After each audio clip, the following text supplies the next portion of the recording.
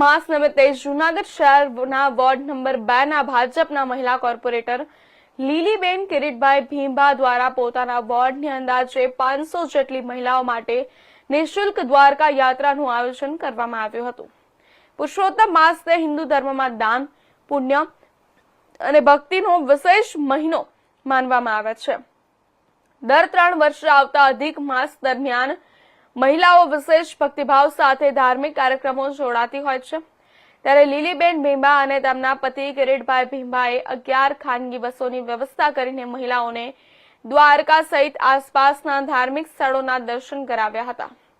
યાત્રાના પ્રસ્થાન સમયે શહેર ભાજપ પ્રમુખ ગૌરવ રૂપારેલિયા, સ્ટેન્ડિંગ કમિટીના chairperson Pallaviben Thakar, deputy mayor Akash Katara, શાસક પક્ષના નેતા મનન અભાણી સહિતના આગેવાનો ઉપસ્થિત રહ્યા હતા અને શ્રીફળ વધેરી યાત્રાને રવાના કરી હતી।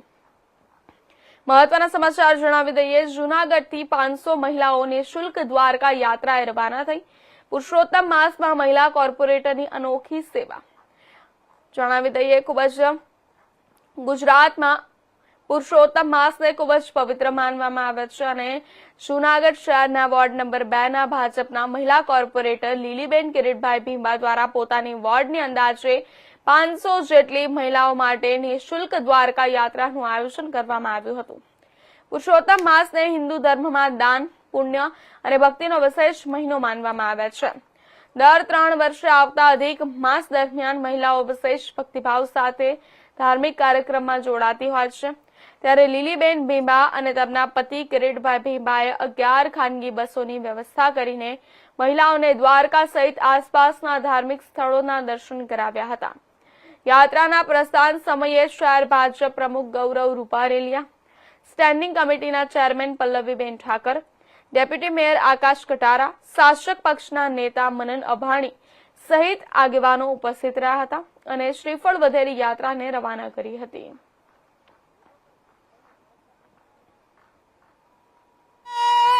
ગોકુળિયું અમને ગમતું નથી અને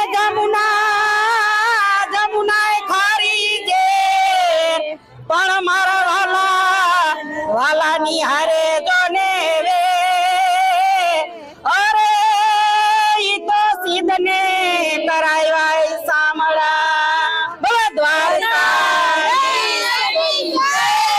આજે પુરુષોત્તમ માસ મારે એવી મનોકામના હતી દ્વારકાધીશના દર્શને બધી ગોપીઓને વેચવાની હતી, તો આજે મારી મનોકામના પૂર્ણ થઈ। અમે અમારા પરિવાર બધા સબ જય શ્રી દ્વારકાધીશની બધી મનોકામના પૂર્ણ કરી છે અમારી। જય દ્વારકાધીશ। ગોપીઓ તો 11 બસો છે, બધી હારે સાથે જઈએ છીએ બધા દર્શન કરી મારી મનોકામના